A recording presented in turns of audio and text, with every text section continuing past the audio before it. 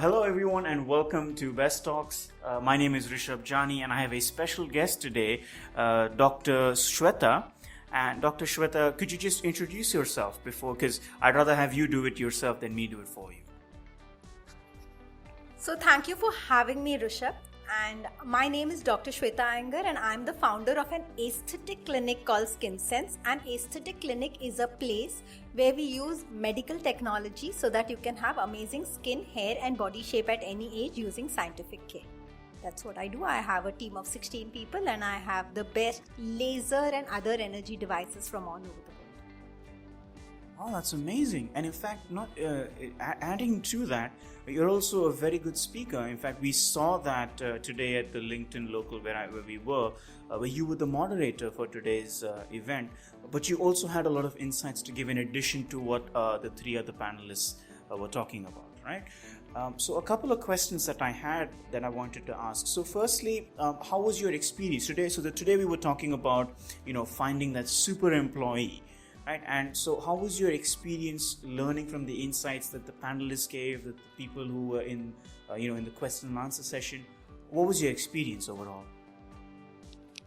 So I think this is the best way to learn from other people's experiences, because we all wise people learn from experiences, but we don't have so much time and such a long life to make all the mistakes ourselves and learn from the experiences. So when people are sharing from the experiences of their life, it definitely resonates somewhere. And I think those are the places where there is learning for you. In fact, like I mentioned even today, there are places where it doesn't resonate at all and you say, I don't agree to this. That also is a very interesting place to look, because what resonates with you is probably something you've already been doing and that's just given you the results that it has given you till date. So what totally puts you off is somewhere where you need to think that what you're shutting yourself off to and if there is an opportunity there. So I learn a lot from these discussions, and when I sum it up, a lot of things I sum up are the points which I want to take home and start implementing. Lovely. And in addition to what you just mentioned right now, do you have a couple of experiences from the places you've worked or the place you work in currently where you've seen where applying what you spoke about or what we discussed today has actually helped employees, build their relationship or just grow as human beings in your workplace? So for me, being a doctor, I never had a job. So I was self-employed for a while as a consultant, and for the past 10 years I have a business. So I did not know how the whole dynamics work, and not knowing and trying to do something can be both a good thing and a bad thing. Good thing because you have no reference, so you just do what is right, and sometimes it works. But sometimes you make the most elementary mistakes, and when we make mistakes in entrepreneurship, we pay a huge price for it. So there my journey to learning best practices started, and I started applying the best practices. Not too many at a time because it's overwhelming and there's so much information available, but I have a habit of taking probably the best 2 or the best 3 and then applying them and then looking at how they work. And I've seen a lot of value in this, because we are looking at one person who can give us that one bill or one business, because that's important to every small medium business. We're looking at one collaboration who can give us repeat business, but what makes the maximum impact is that one idea, because that one idea could totally change the way you do business. Lovely, and I think that that's a good summary of how these experiences can have actually helped bring change in your company. Another question that I wanted to ask, and this is tying into how employees work or the values that they hold when they're in the workplace. Now this word is from a friend of mine, and he spoke about intrapreneurship, right? So that's being an entrepreneur in your own company. So do you think that if employees had this value of intrapreneurship, could it bring change? And if it did, what kind of change do you think it would bring? So everybody wants to create a difference. So at the end of the day, everybody wants to feel that because of me, this has happened. Everybody loves compliments, and they love compliments for creating change in somebody else's life. So essentially, we all love it when somebody else smiles because of us. Even like a kid loves it when the mother smiles because of the kid. So I think there is an entrepreneur in everybody if the leader is ready to listen. So not everybody has risk-taking skills. Not everybody loves uncertainty. An entrepreneur loves that. An entrepreneur is able to take risks. An entrepreneur is able to delay gratification indefinitely sometimes. An entrepreneur is able to live with not knowing the outcome. But an intrapreneur is able to think about leverage. An intrapreneur is able to think new ideas, better ways of doing things, is able to immerse themselves and do something without having that risk sword on top of them. So I think coached well, given the chance to make mistakes, hearing them out, having a structure to contribute to ideas can get a lot of entrepreneurs within your company, and that could be the best growth strategy for anybody. I think that's what makes the difference, right? If you almost hand over the keys to the employee to make change in the organization, you're still holding almost, you're still having control over them, but you're letting them make decisions, make mistakes. And that will help them grow, not just in the company, but personally in their own life. Then it will help the decision-making skills there as well, right?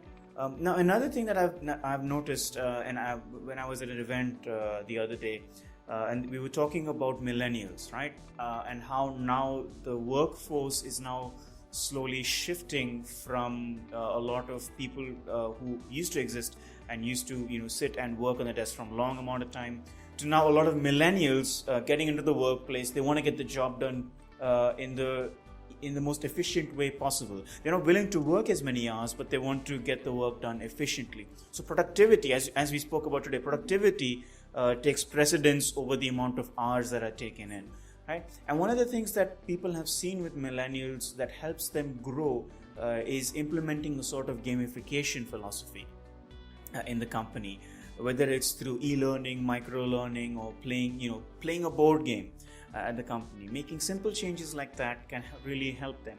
So have you found in the places that you've worked, the people you've met, has gamification actually helped them? So I think when we say gamification, the most important thing that we need is somebody's attention, somebody's engagement. So that's the easiest way to get somebody's attention and engagement when you're playing a game. Because even as kids, when we think about playing a game, we are in the moment, we are involved, So getting their attention is getting their focus, and getting their focus is going to get a lot of things done. Also, everybody looks for rewards and recognition in any way. So it may not be something very huge, but to know that they are winning, to see that they need to do just these 2-3 things to win, makes them do better. So gamification, we've done it with our clients. Because as an aesthetic clinic, we have membership points, membership rewards. So that's also a kind of gamification that's happening. We also have performer of the month, performer of the quarter. So we have those typical things, but we haven't tried other forms of gamification.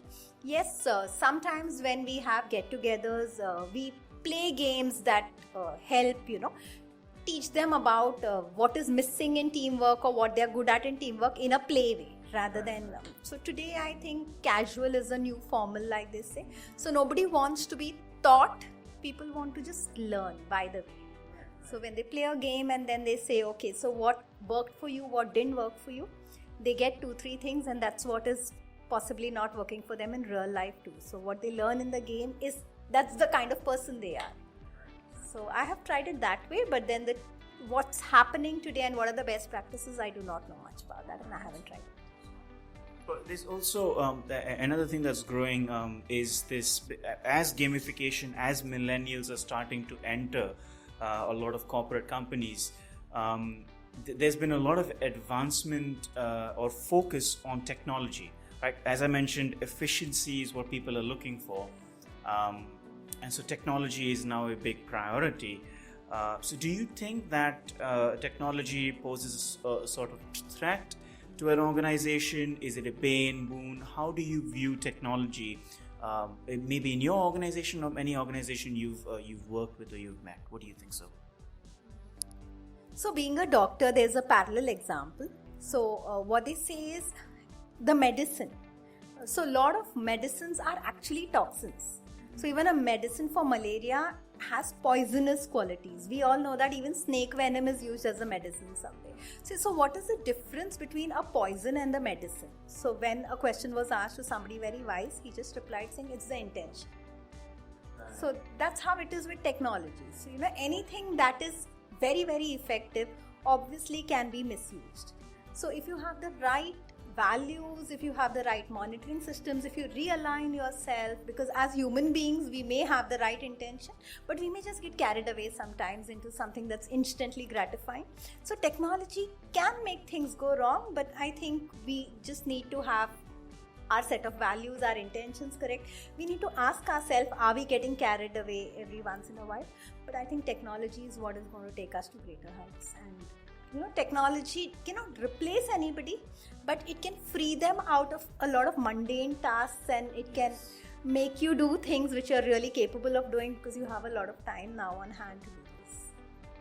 All right, I think that sums up the majority of what we were talking about today. And thank you so much, Doctor, for talking about all these very, very important topics. In fact, a lot of people were looking for answers to questions such as this. Is there anything in closing that you'd like to say to our viewers at home? Anything in closing about the work that you do, or the work about LinkedIn Local, something like that? Yeah, so I think whether you're an employee or whether an entrepreneur, what I have realized after being 10 years in business and being a first generation entrepreneur is that probably we take everything too seriously, and we think our way is the right way. There's only one way. We take things too seriously. We spend a lot of time trying to learn a lot of skills. We think learning skills is very, very important, but we do not understand that learning perspectives is equally important, and learning perspectives is going to come when you don't take yourself too seriously. If you're taking yourself seriously, it's very difficult to learn. So my message is, stop taking yourself too seriously. I mean, nobody is that important. Right. Well, I think that sums it up. Thank you, Dr. Shweta, for being with us, and for the entire event that was there today. But more importantly, for the interview that we had today, a lot of insightful points that were mentioned today. So thank you so much, Doctor.